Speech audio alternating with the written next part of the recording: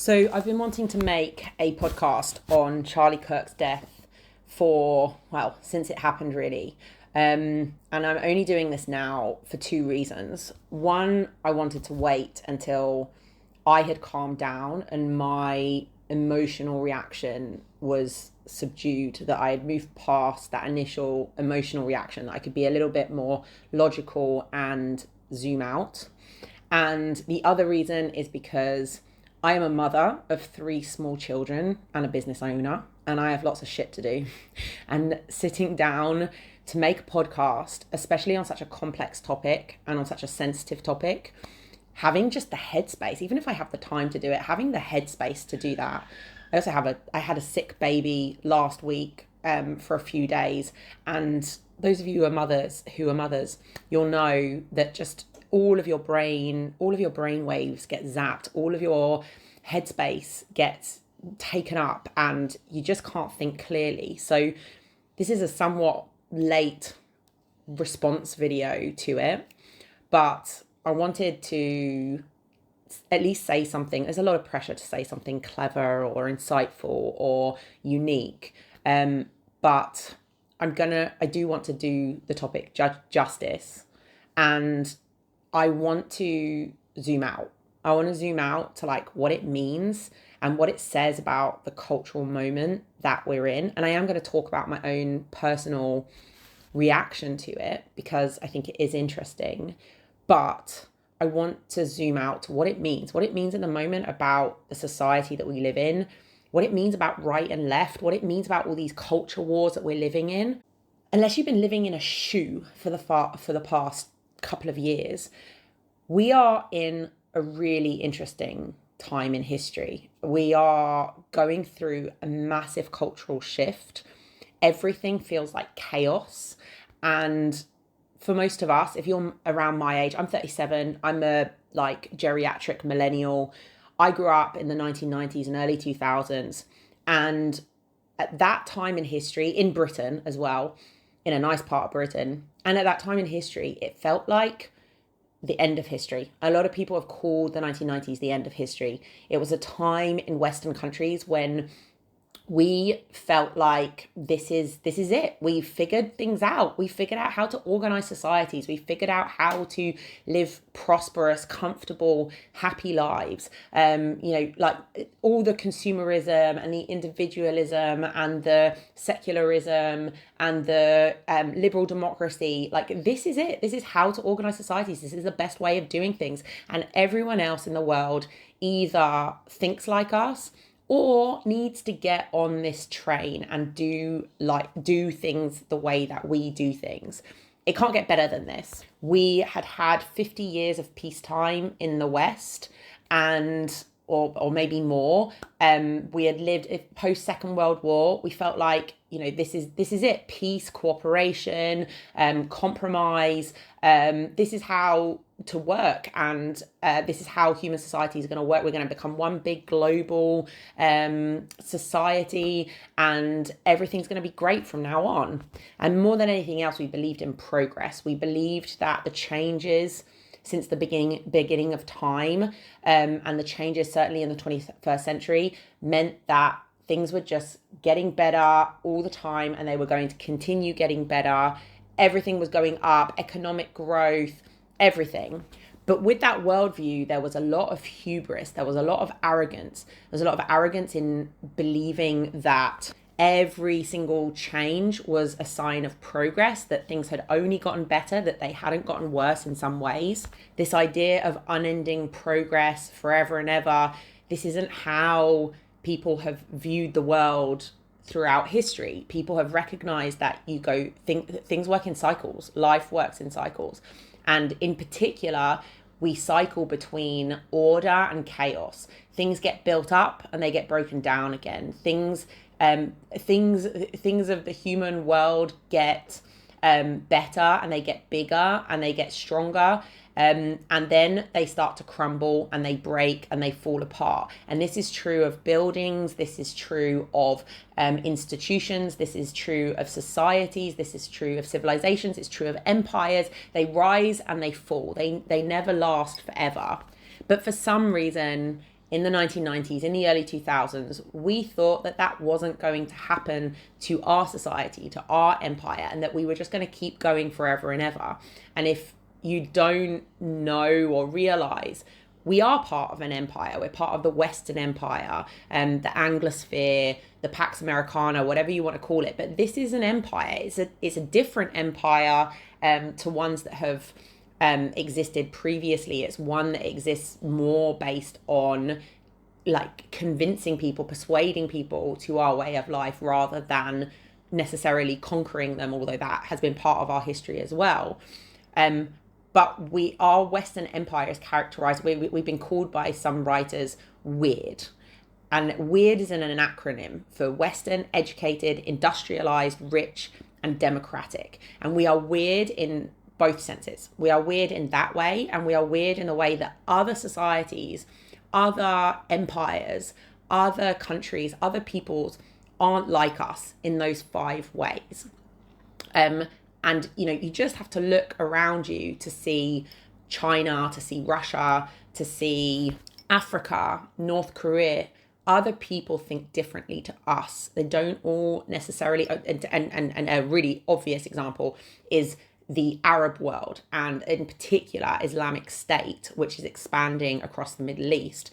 They do not share the same values, they do not think the same way as us, and they do not want the same things as us. But the Western hubris, part of the weirdness of the Western world, is in also not recognizing that about other peoples, in other times, and also in other parts of the world. And what we're living through right now is we're living through a time of chaos. We're living through a time of collapse. We're living through a time of decline. Everything is getting shittier in the Western world. It's been getting better for so long, but we are all in economic decline. None of us can agree on our basic rights, our basic values, our basic beliefs. There is a huge, massive culture war going on right now, where people's worldviews are in direct contrast to one another and in direct conflict with one another. People aren't having children, and people aren't forming families. There is a loss of faith, and I don't just mean that in a religious sense. I mean that in the sense of just faith and belief and hope in life. There are more deaths of despair, which means people killing themselves because of depression than there ever has been in the history of the world. People are sad, people are lonely, people are isolated, people are disconnected and disenfranchised. And a really powerful word, I think, is disenchanted. Really disenchanted with the world, just not seeing the beauty or the purpose or the meaning or the hope.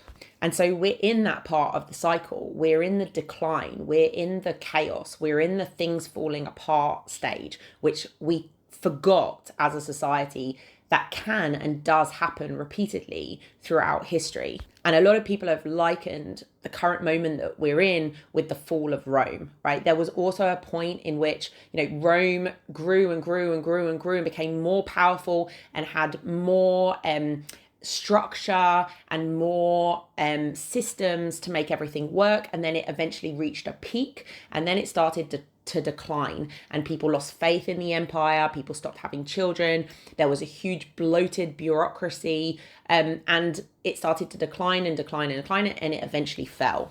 And I really think we are living through the beginning of that. We're living through the beginning of the collapse of the Western Empire. And I think another thing that's weird about our society is that we look back at people in times gone by and we say, oh, they were such idiots. They were so unenlightened. They were arguing over stupid things like religion. They were arguing over which God is the right God and which way of praising God is the right way of praising God. And we see them all as barbarous apes that don't know anything and are just stupid. But I think if we really step back, which is a really hard thing to do, it's really hard to step out of the paradigm that you live in. But if we step back from this cultural moment, we are living through exactly the same thing. And instead of, Jews versus Christians or Protestants versus Catholics or Christians versus pagans. What we are witnessing right now is left versus right. And we are having massive disagreement on what is right and what is wrong, and what is justice and what is fair, and how we should organize our societies and how we should live, and most importantly, what our moral framework is. Because if you really step back from things, left and right just have totally different moral landscapes, and this is why they're falling out about so many things. And this was a really important thing for me to emphasize with this podcast episode, because I don't just want to talk about why I'm outraged by Charlie Kirk's death and why I felt so sad after his death. I think there's something bigger than that. I think it's more important to step back and say, well, why do I feel that way? And why don't I feel that way about other things? And why don't other people feel that way? Because there are reasons behind it. And we all think that the other side is evil, but no, there are very few actual evil people in the world, people who actually just want human suffering, who want to see things burn, right? This idea of the Joker from Batman, who he just wants suffering and pain, and he wants to see people burn. He wants to see the world burn. That's not how people think. Everyone thinks, or almost everyone, there are obviously sadists and psychopaths in the world, but they're very few and far between. And most people think that what they're doing is right and good and for the good of humanity, for the good of other people. And they look at the other side and they can't understand why they think that way. And I think Charlie Kirk's death really highlights that problem between left and right, and really highlights how different our worldviews and our value systems have become. And more specifically, I think that the difference between when we compare, and this might sound super controversial, that when we compare the deaths of Charlie Kirk and George Floyd, they show us, they really, really encapsulate the two different sides and what each one stands for and what is important to them and what motivates them and what drives them, what they see as injustice, what they see as justice, what they see as right and wrong.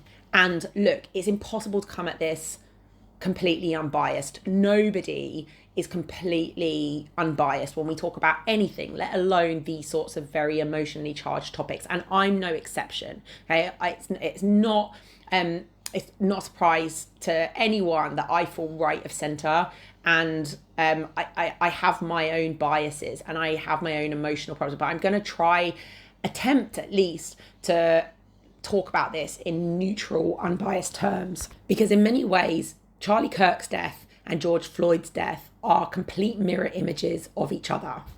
Charlie Kirk, whatever you think about him, at the end of the day, was a non-violent man who believed in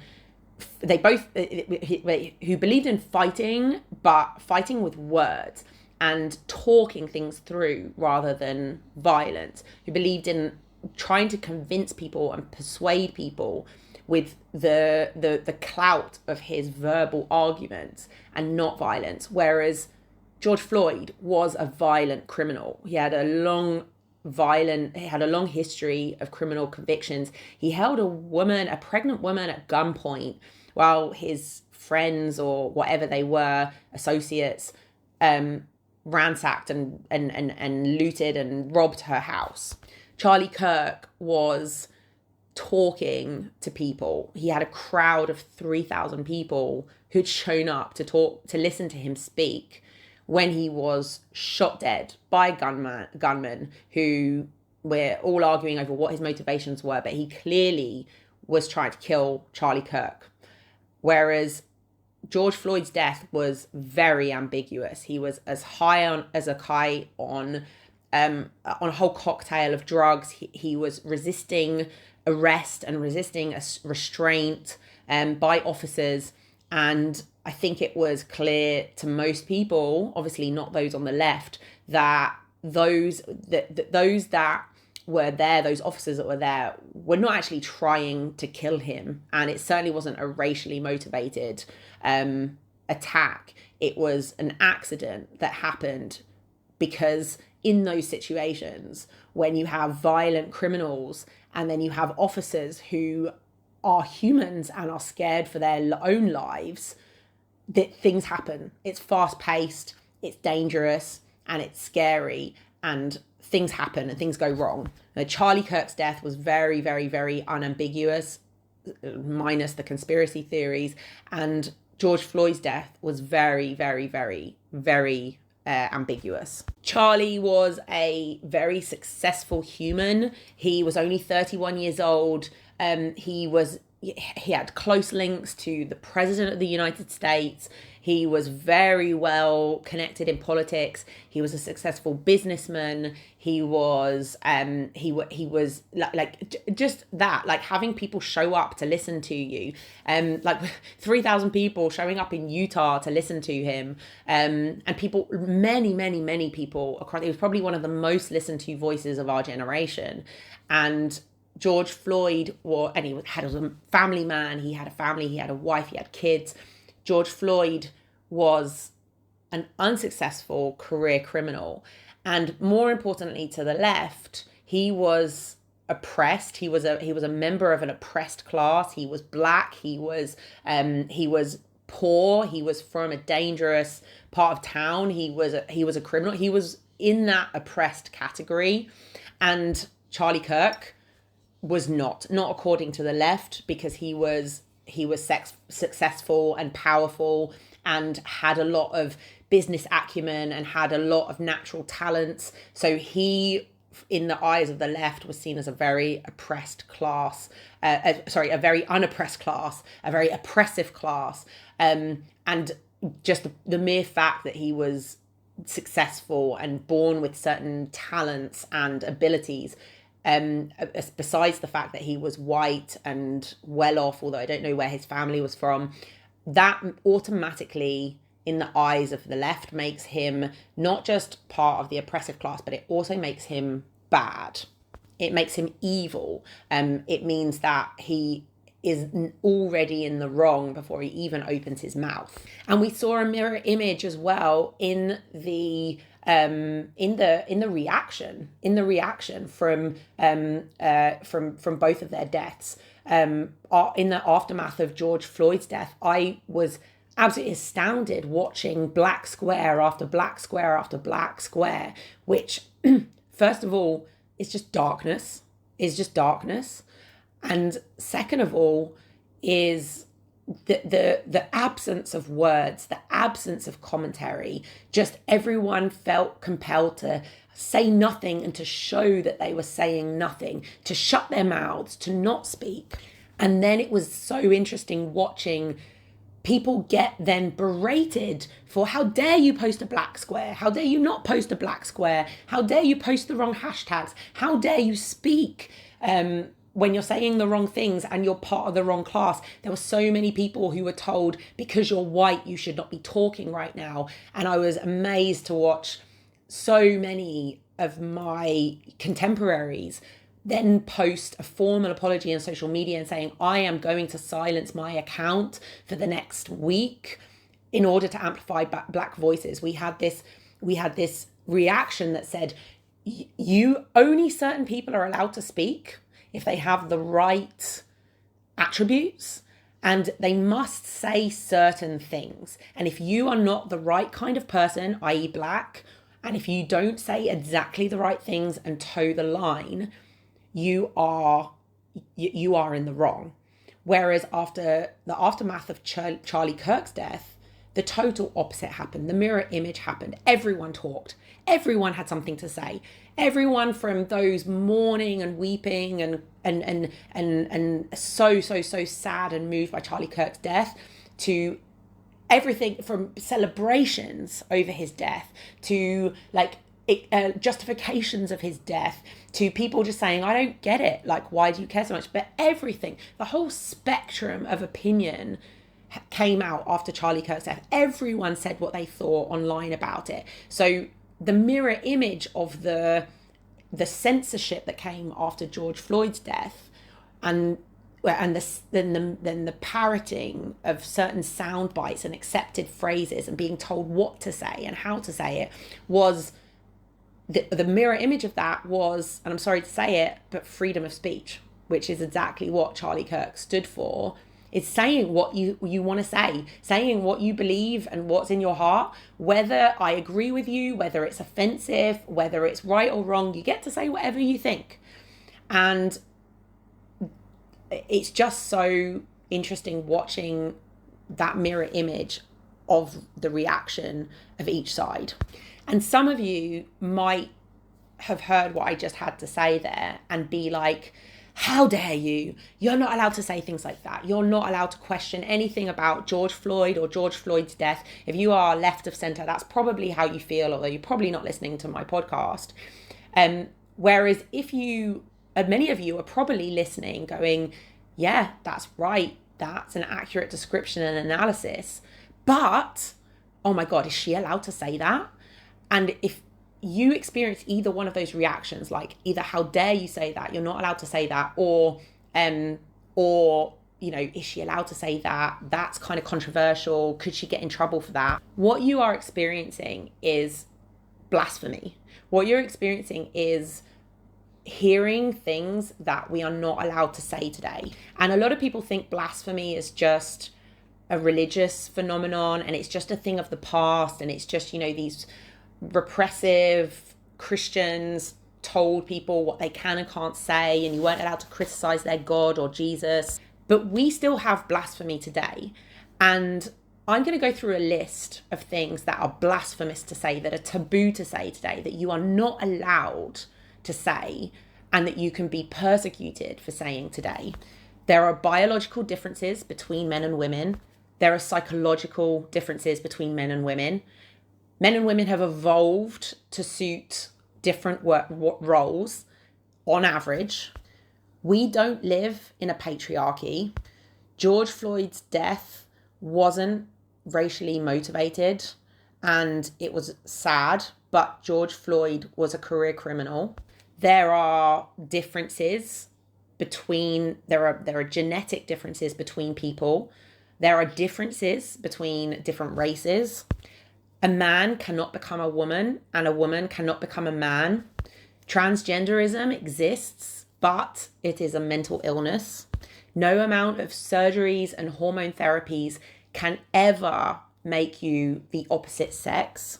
And I could go on and on and on with a whole list of things. And the point isn't whether or not what the statements that I said just now are true or false. The point is you're not allowed to say them. And we haven't been allowed to say them for some time. And this is today's blasphemy. But the difference is that today's blasphemy is always dictated by the most powerful and the people who control the narrative. And today that is the progressive left rather than, you know, the Christian right or anything else. You can say anything you want about Christianity, about Jesus, about whether it's true, whether it's not true, whatever. You're not allowed to make those statements that I just said.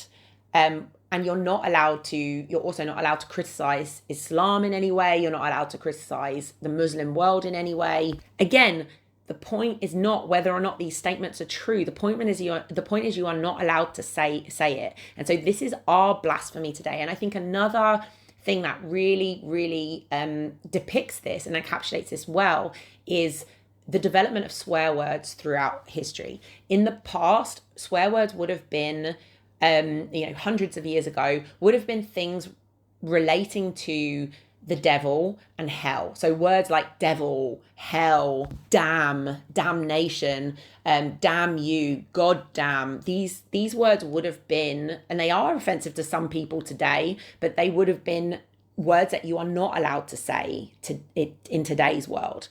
Then in the 20th century at some point, probably around sexual revolution time, it became words about sex. So words like fuck, words like the C word, words like whatever. I don't need to make a whole list of them, but these words became the swear words, the words that you are not allowed to say.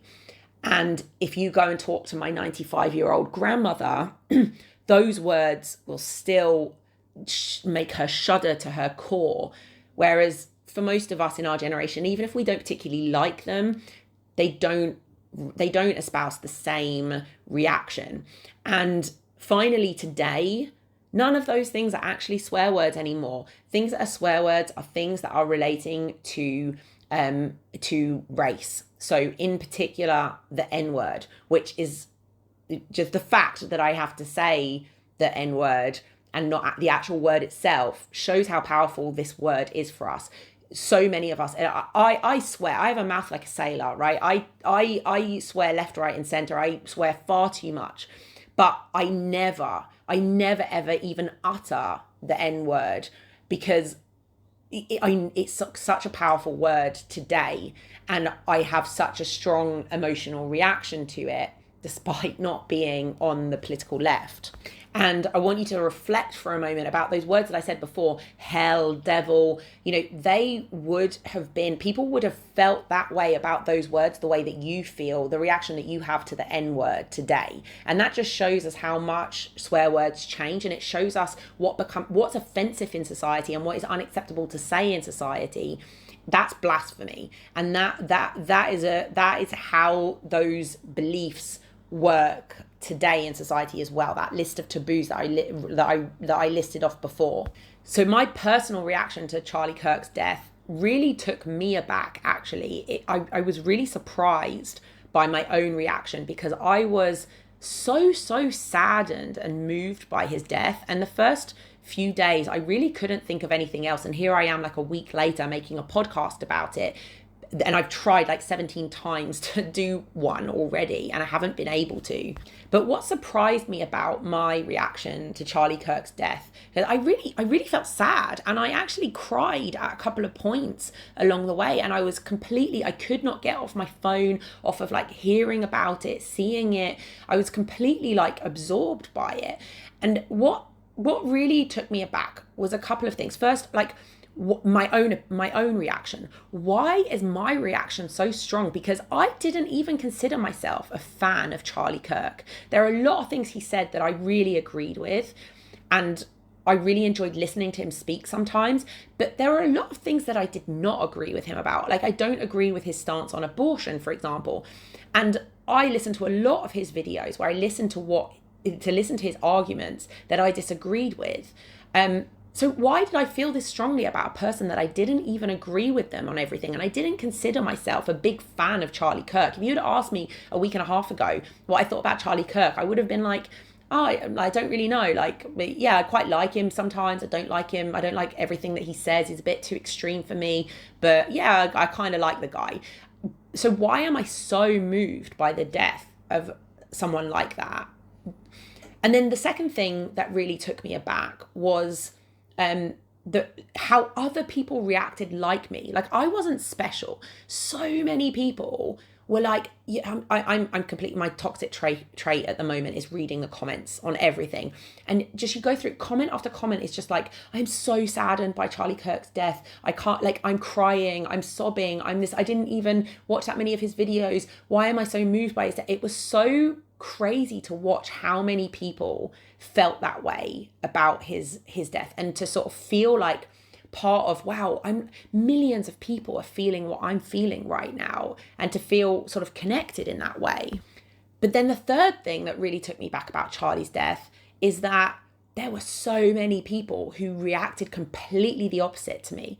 So people on the left were either, obviously there's those videos of people celebrating and, like super duper happy about his death. And I think social media, like, obviously those people exist, but I think social media really amplifies those extreme reactions when really that is such a tiny proportion of people. But what I saw on the left is mostly like, why are you so upset about Charlie? Why are you posting? Or when big accounts posted about how sad they were about Charlie Kirk's death, a lot of people were either like, often there was a lot of whataboutism. What about this person? What about that person? Why didn't you post about the school shooting last week? Why is Charlie Kirk's death more important? Blah, blah, blah, blah, blah. But there were also people who were genuinely confused and wanting to understand. So that one woman, I felt really sorry for her. She's a big account. She's obviously more left-leaning. And she made a really heartfelt, I thought, genuine post about, like, please don't attack me. Just please explain to me why this death is more important than other deaths. Like, people die in America every day. Why does this matter to you guys more? Obviously, talking to people on the right. Why does this matter to you more? Why are you so moved by this? And I actually, before I continue, I want to say a lot of people on the political left were also moved by Charlie Kirk's death and also said, that it's wrong and blah, blah, blah, blah, blah. But anyway, back to this particular reaction of like, why are you so moved by this in particular? Why is it? And please don't attack me. Please, I'm genuinely trying to understand. And I felt really sorry for her because she clearly had received a lot of abuse for saying that kind of thing. But it does beg the question. It's a genuine question. Why are we so moved? Why are so many people so moved? And why are so many people not moved? And finally, the fourth thing, I think I'm on the fourth thing that really made me think about Charlie's death is, again, the mirror image, the absence of my reaction when George Floyd died. Like, it's because it's true. The whataboutism is true. Why didn't you react this way to George Floyd's death? Why didn't you react this way to the school shootings last week? Why didn't you react this way? Even the Ukrainian woman that got killed the week before, I felt sad and moved by that, but not as moved. Like, why do I feel so saddened by Charlie Kirk's death and not by other deaths? And then finally, what it really made me think is, wow, did other people, those on the left, feel this way about George Floyd's death? When I was sitting there going, what the fuck is going on? Feeling confused, feeling lost, feeling I don't understand this, and I'm scared to say that I don't understand this. This is how other people were feeling during that time when I just wasn't there. And so why were they feeling that way? And why didn't I feel that way?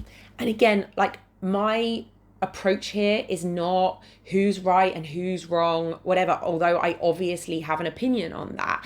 But I think we all need to reflect on that and think about that, because that is the crux of the cultural moment that we're in. That's the crux of the culture wars that we're in. Some people feel this way and some people feel that way. And I want to say a thing about selective outrage, because we all have selective outrage. Okay, nobody is equally outraged by all the deaths in the world. And the thing is, there are 10 billion people on the planet. We cannot feel this amount of grief and sadness and loss over every single death that is in the world. Okay, so we all have selective outrage. The right has selective outrage and the left has selective outrage. And all this whataboutism of like, well, why didn't you feel this way about this person's death? You can flip that round, right? You can, the right can say the exact same thing about the left. Why about George Floyd's death? Why did you go out and protest in the street George Floyd's death, but you don't feel that way about Charlie Kirk? It works both ways. And the left can say, why don't you feel this way about Palestinian children? But the right can say, and has been saying, okay, those of you who are so moved by the deaths of Palestinian children, why aren't you equally moved by the massacres of Christian children in Nigeria in recent weeks? Why hasn't that been part of your omni-cause? Why do you care uniquely about Palestinian children and not like other children that die in the world? And my point, again, is not to say who's right and who's wrong. My point is simply to say that we all have selective outrage and we all care about some causes more than others. And what I'm interested in is why is that?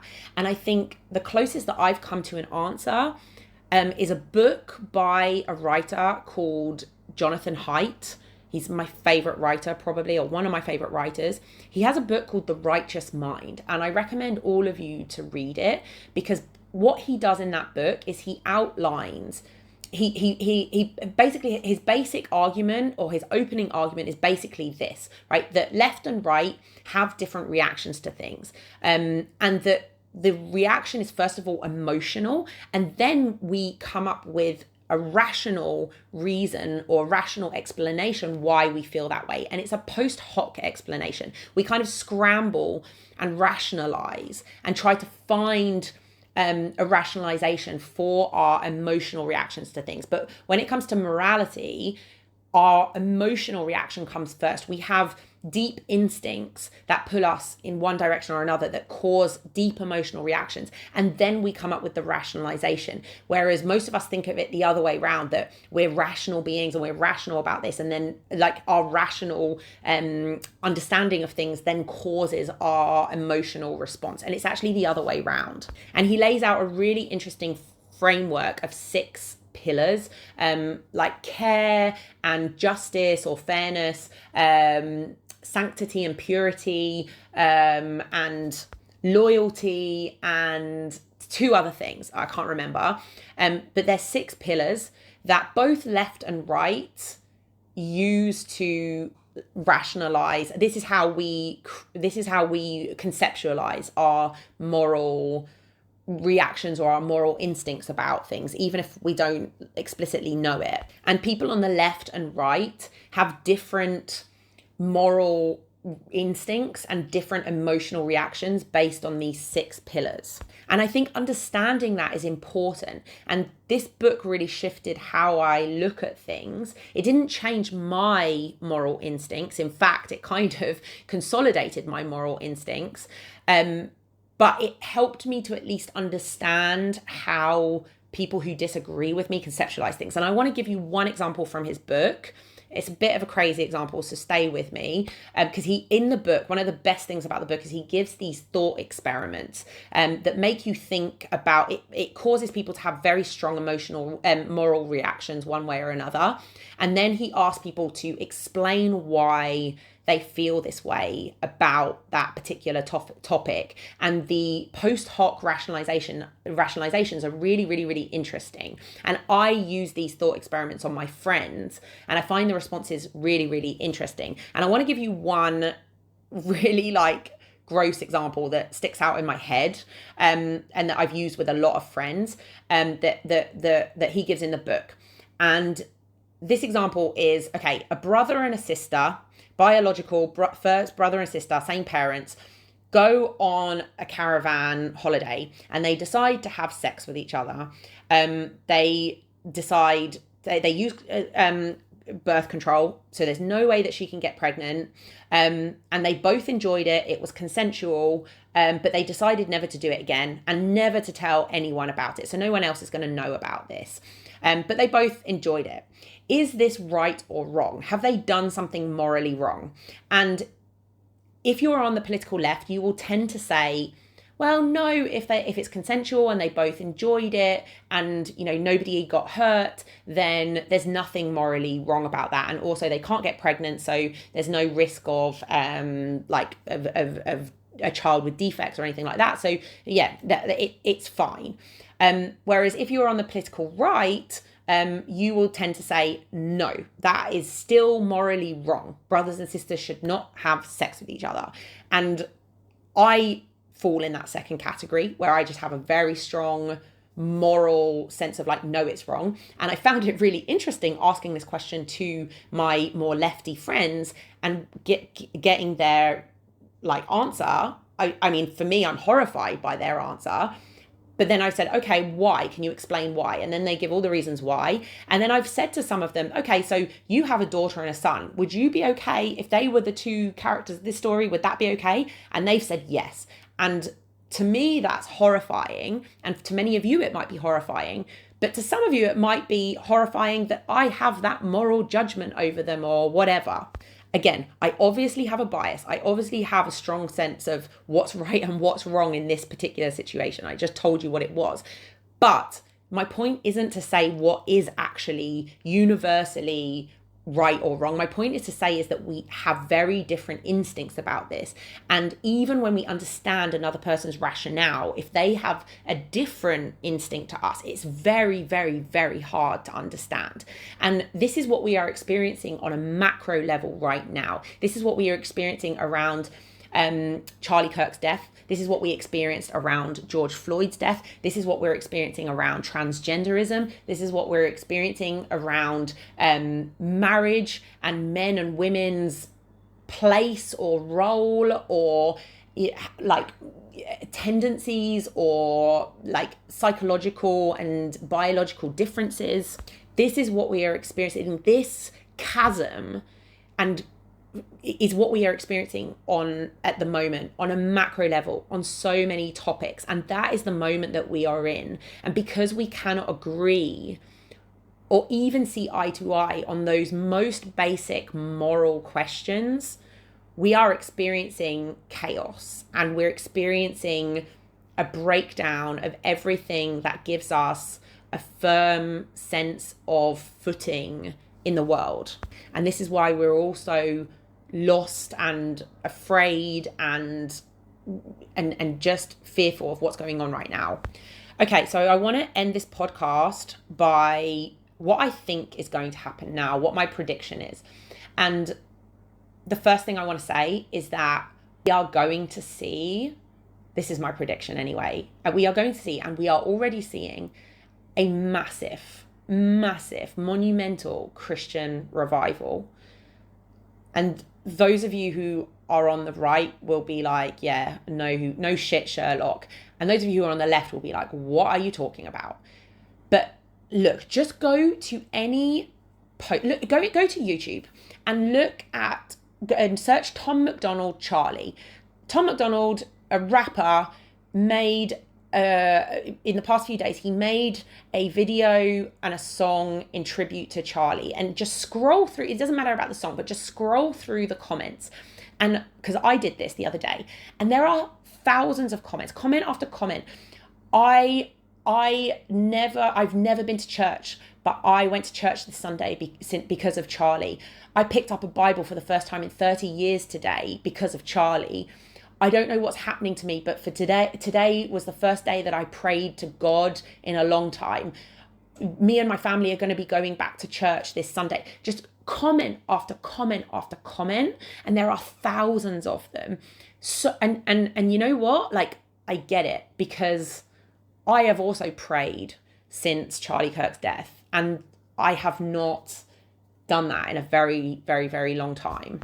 And look, I was already on a bit of a journey back to religion, which is a totally different podcast and a totally different episode, and a totally different topic. But I was already on that path, and I've been witnessing a lot of people like me,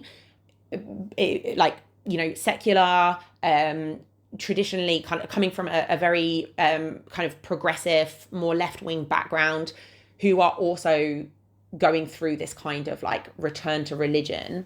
And it's been this like slow drip, but it's definitely been happening, and it's been increasing over the past few years. And since Charlie Kirk's death, it has just been an explosion. It's like the crack in the dam has been getting wider and wider and wider. And now all of a sudden it just whooshed out. And what I would say is that, if you are somebody who's on the left and you looked at somebody like Charlie Kirk and thought, his death is a good thing because he said a lot of things I didn't like, and he was a Christian and I didn't like his beliefs. And I think he's like, I think the world is better without him. What you need to understand is that this assassination, right? Because it wasn't a death, right? Because he didn't die by accident in a car accident or something like that. He was assassinated for his views and for speaking his mind and for saying things that some people didn't like. What this assassination one of the things that it has brought about is an enormous mass conversion to Christianity. A mass conversion to Christianity. And I don't think, if you were worried about the Charlie Kirks of the world before, and like the Christians of the evangelical Christians of the world, the Christians like Charlie Kirk in the world, I think this has just created thousands, hundreds of thousands, maybe millions more Christians in the Western world, right? In our midst. So if you were worried about it before, my fuck, have you got a lot to worry about now? And I think this shift back towards religion is happening in other areas too. I mean, my husband is Jewish. I live in Israel, and I'm seeing a lot of people around me, including myself and my family and my husband, shifting back towards Judaism. And I think a lot of more secular Jews are are looking to their scripture and their religion for more understanding about what's going on in the world.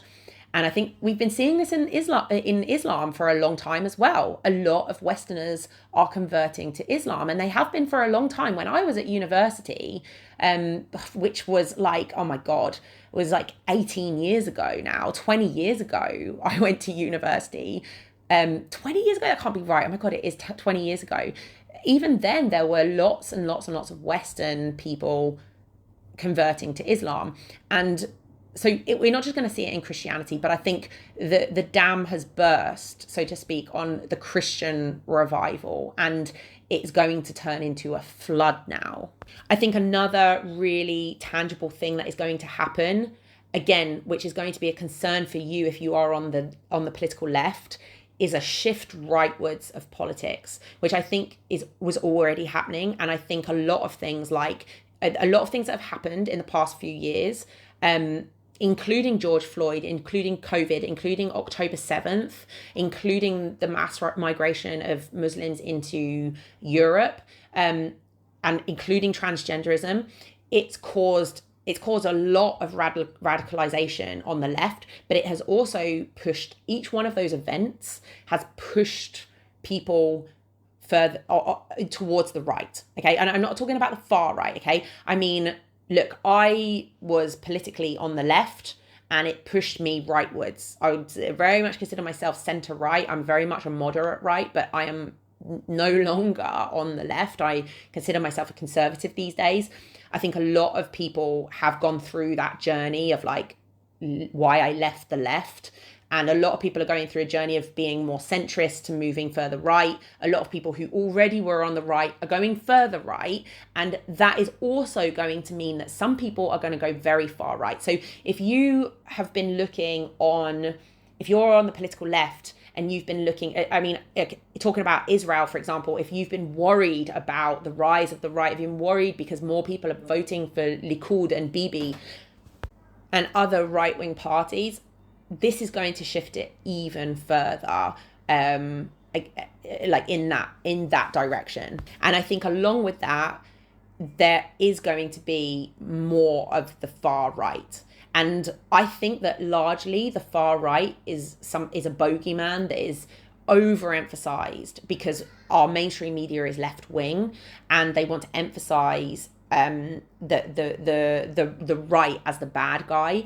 But I think the far left has been far more of a danger. Again, a separate podcast episode. And that far left is still there and it's still radical. But I do fear for what an actual far right might look like, because whatever you think of Trump or whatever, like he is not actually far right. What you think is the far right now is not actually the far right.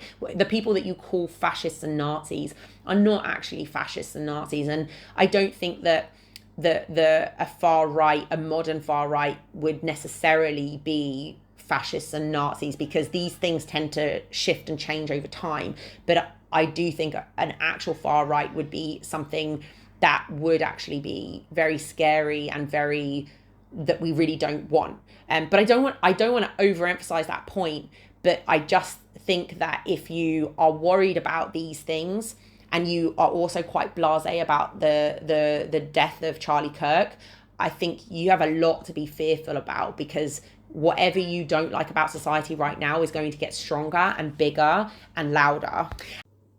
One of the things I think is going to happen alongside this is that the conversation is going to continue to change. One of the things that that so many of us love Charlie Kirk for, is that he was integral in shifting the conversation. So before I mentioned a list of blasphemous things. 5 years ago, I would not have been allowed to say that list. I would have been cancelled for saying that list. And back when, in the aftermath of George Floyd, I looked on in horror with the whole Black Square thing, with the whole conversation online, as BLM looted and destroyed places all over, businesses, everything, cities all over the US. And we weren't allowed to say anything online.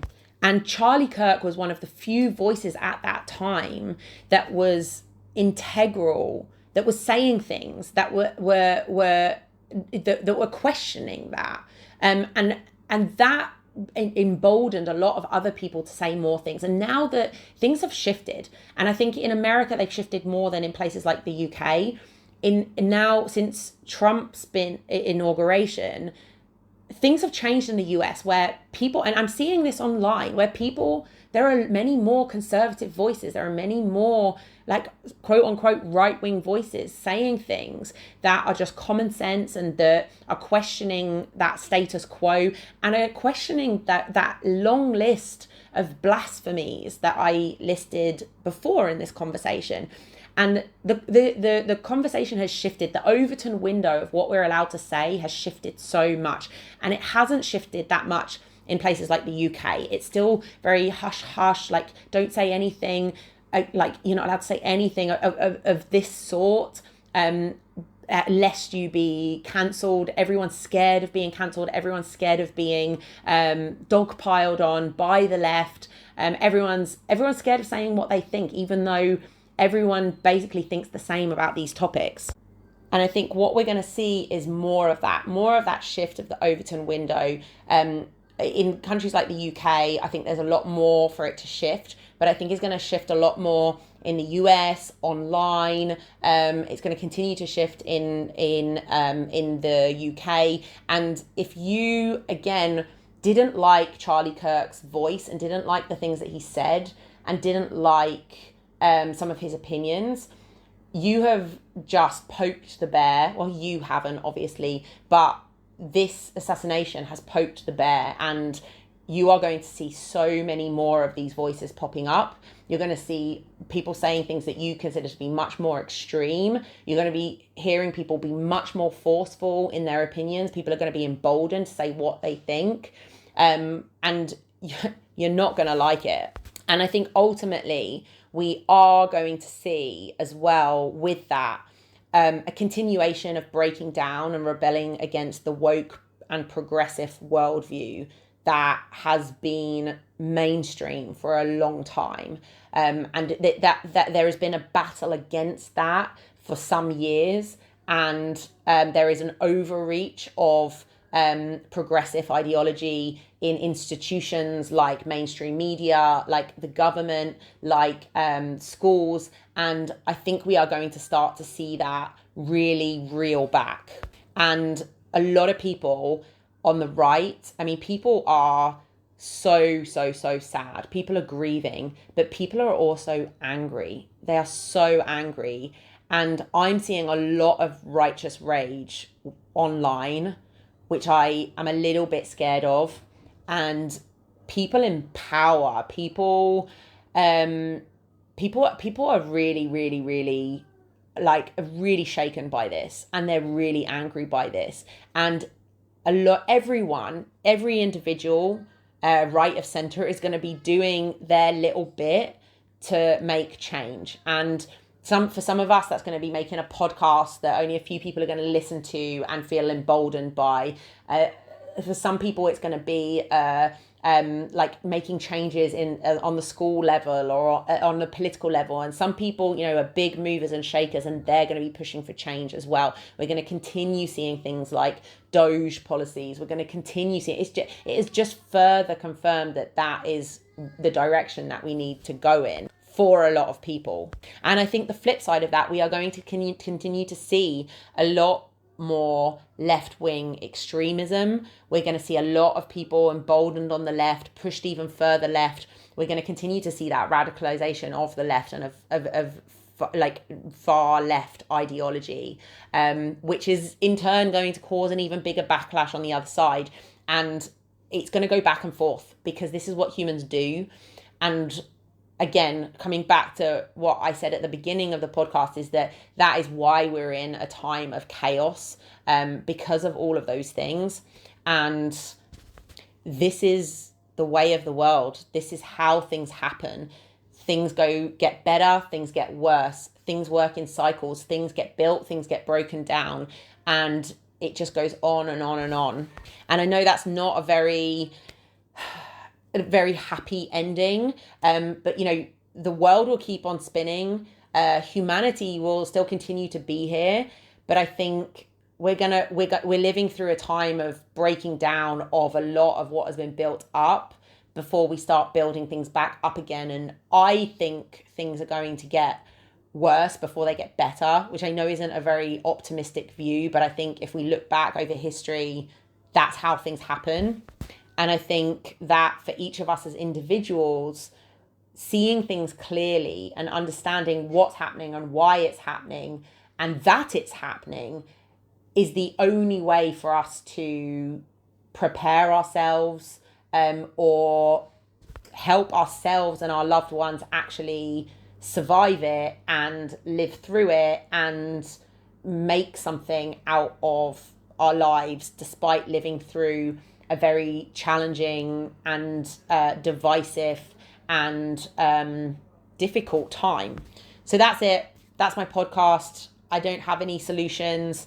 I tried to do a fair assessment and summary of what's going on, although I don't claim for it to be completely unbiased.